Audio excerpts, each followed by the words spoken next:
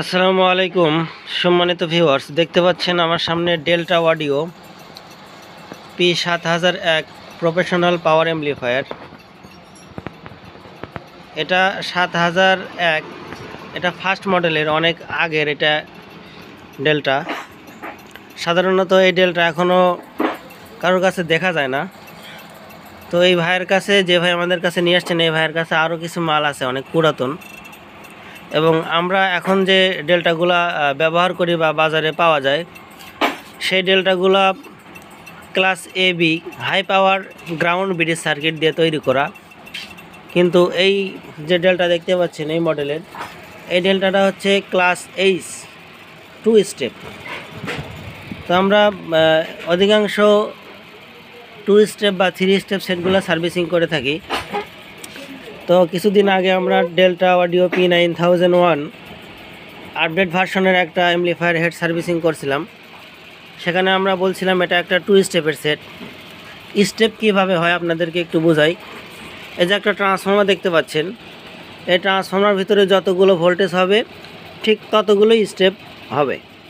তো এই ট্রান্সফর্মার থেকে যদি আপনি ডুয়েল ভোল্টেজ আউটপুট নেন, অর্থাৎ যদি 45 0 45 আবার হাই ভোল্টেজে যায় 90 0 90 অথবা 95 0 95 নিলেন, তাহলে এখানে 2 স্টেপ হয়ে গেল। 45 আপনার হচ্ছে 1 স্টেপ ফার্স্ট স্টেপ, এবং 45-এর পরে যেটা 90 আছে ওটা হচ্ছে দ্বিতীয় স্টেপ। তো এটাকেই বলা হয় স্টেপ। এবং ওই ভাই কমেন্টে এসে বলছেন যে ক্লাস H নাকি 2 স্টেপ হয় না, ক্লাস H সবগুলোই নাকি 3 স্টেপ হয়। তা আরে ভাই, ওই ট্রান্সফর্মারটাই তো 2 স্টেপ ডুয়েল ভোল্টেজের। একটা আছে হচ্ছে আপনার 46 ভোল্টেজ, আর একটা আছে হলে 136 ভোল্টেজ।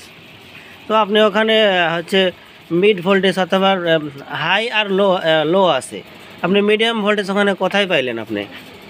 আর এই হেডটা আমাদের কাছে আসছে, এই হেডটা যদি আমরা একটু ভলিউম আপ করি তাহলে দেখতে পাচ্ছেন,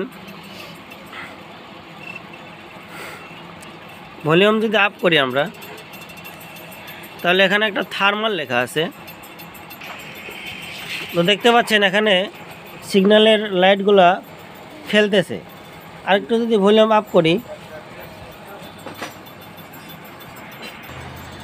এই যে রেড সিগন্যাল দিচ্ছে থার্মাল, অর্থাৎ আপনার ক্লিপ যে ইন্ডিকেটারটা, এই ইন্ডিকেটারটা আগে যখন জ্বলে সেটের অডিও আউটপুটটা বন্ধ করে দিছে। কিন্তু এটাই আমরা সার্ভিসিং করলাম, দেখুন যে এটা সিগন্যালের সাথে খেলতেছে এবং অডিও আউটপুট কখনোই বন্ধ হচ্ছে না। এপাশে আমরা লোড কয়েল এবং রেজিস্ট্যান্সটা লোডে রাখছি,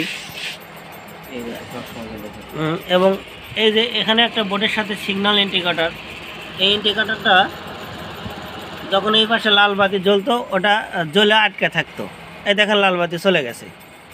তো এই সমস্যার জন্য আসলে আমাদের কাছে নিয়ে আসছিল যে যখনই লাল বাতি জ্বলতো তখনই আউটপুটটা বন্ধ করে দিত একেবারে।